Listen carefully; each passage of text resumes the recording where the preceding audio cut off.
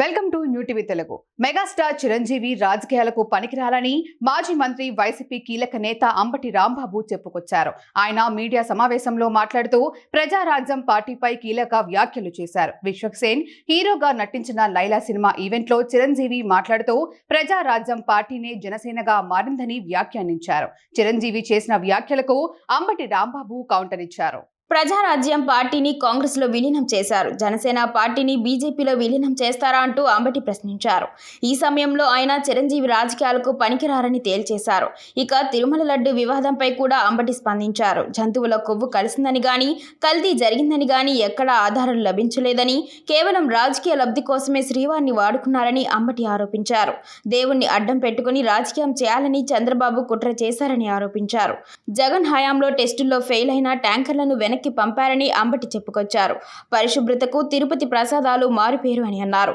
ఇదిలా ఉంటే విశ్వక్సేన్ హీరోగా నటించిన లైలా సినిమా ఈవెంట్లో నటుడు పృథ్వీ వైసీపీని కించపరుస్తూ అనుచిత వ్యాఖ్యలు చేశారు. దీంతో తీవ్ర ఆగ్రహం వ్యక్తం చేసిన వైసీపీ శ్రేణులు లైలా సినిమాను బాయ్కాట్ చేయాలని పిలుపునిచ్చారు. దీనిపై సోషల్ మీడియాలో పెద్ద ఎత్తున చర్చ సాగడంతో దిగొచ్చిన చిత్ర యూనిట్ క్షమాపణలు కోరింది. హీరో విశ్వక్సేన్ మాట్లాడుతూ పృథ్వీ చేసిన వ్యాఖ్యలకు మాకు ఎటువంటి సంబంధం లేదని, మా సినిమాను అందరూ ఆదరించాలని కోరారు. నేను కాదు, ఆయన ఇప్పుడు దాకా ఎందుకు చెప్పలేదు. చిరంజీవి గారు ప్రజారాజ్యం పార్టీనే తొండ ముదిరి ఊసర వెళ్ళిందంట.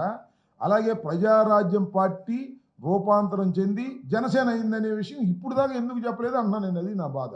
మంచిదే అన్నా తమ్ములు, అయితే రూపాంతరం చెంది ఇలా మారింది. కానీ పాపం చిరంజీవి గారు నాకు కూడా బాగా తెలుసు, చాలా మంచివాడు, సౌమ్యుడు, ఒక విధంగా రాజకీయాలకు పెద్దగా పనికొచ్చే వ్యక్తి కాదు. అదేంటి పేరు, ప్రజారాజ్యం పార్టీ ముదిరి కాంగ్రెస్లో కలిసింది. ఈ జనసేన కూడా ముదిరి బీజేపీలో కలిసిద్దేమో, జాగ్రత్త పడమన్నా. దీన్ని కూడా అలా విలీనం చేసేస్తాడా?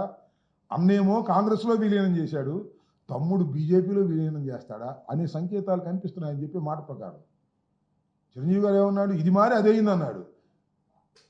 ప్రజారాజ్యం మారి జనసేన కాలేదు, ప్రజారాజ్యం మారి కాంగ్రెస్ అయ్యింది, కాంగ్రెస్లో కేంద్ర మంత్రి అయ్యాడు.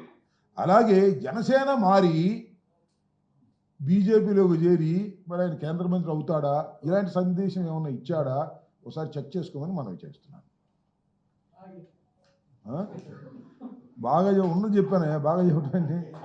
ఓకే.